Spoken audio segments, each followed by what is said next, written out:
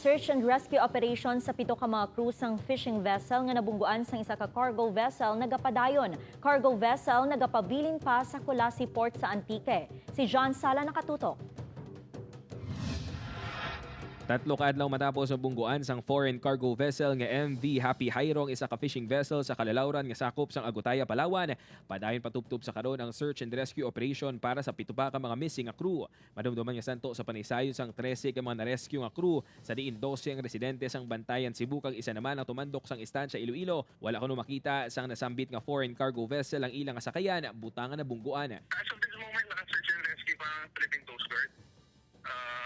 Mayroon pang vessel in the vicinity doon sa place of incident.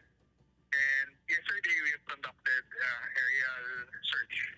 Manumduman na siging patigayon ng investigasyon sang Philippine Coast Guard Western Visayas, nakitaan nila sang probable cause ang cargo vessel sang reckless imprudence resulting to multiple physical injuries, damage to property, kag posible multiple homicide. Nakaangkorahe pa sa port sa Banwa sang Colasi Antique ang cargo vessel nga MV Happy Hayro, samtang nagapadayon ng investigasyon sang otoridad. As of this moment, yung cargo vessel, yung foreign vessel, nasa vicinity pa ng Colasi.